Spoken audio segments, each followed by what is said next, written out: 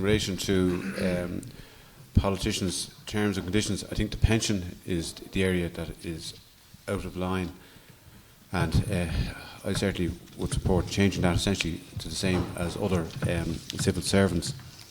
I will say, first of all, pay rates. I think the pay rates of TDs and senators is crazy for such a small country. I think the fairest thing to do is maybe work out an average of similar countries, you know, like Austria and Holland and whatever, with sort of population like Ireland, work out an average and bring it down. Surely it must bring it down. I think TDs are paid way too much. I don't know what the TDs are paid, but I would not be comfortable, were I to be elected, taking much more than, I don't know, 50, 60,000 max, and that's gross, and expenses as well. Forget it, I wouldn't touch them. But it also applies, like, we're still paying hospital consultants twice what they're getting paid for doing the same work in England. Our university professors twice what we're getting paid in Germany. And the people at the top of our, like my friends in the Department of Finance, they gave themselves a bonus at the end of the year, having sat in on a budget that took money off blind people and carers.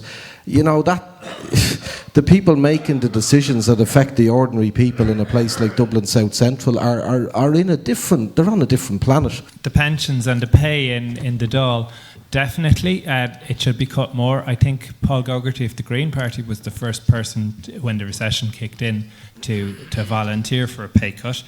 And on the expenses, I suppose your question to us up here really should be, what are we personally going to do if we get elected? There are a lot of expenses that, and I've already looked into it on the election expenses, that apparently you can't not claim them, which is a bit mad. Like, my election campaign has been paid for by pub quizzes and sponsored walks and things like that.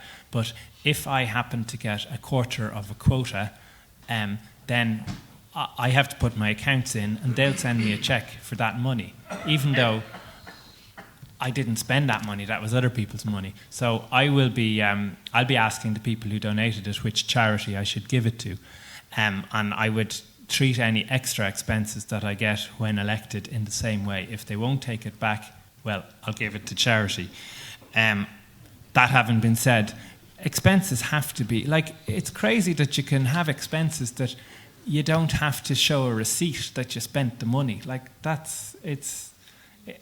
I work in the public service, and you know, you do see things like, if there's a meeting on 20 miles away, 4 different people will drive their cars and claim mileage expenses, and that's awful.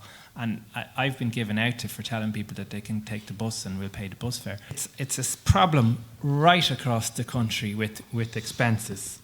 I'm elected since 2002. I only take the average industrial wage, and I think you're quite correct that it is scandalous that the staff in Leinster House are forced to take pay cuts when others in our society are getting away scot-free and not feeling the pain, and the staff in Leinster House are at wit end at the moment because of the public service embargo, where they can't get replacements for people who are retiring.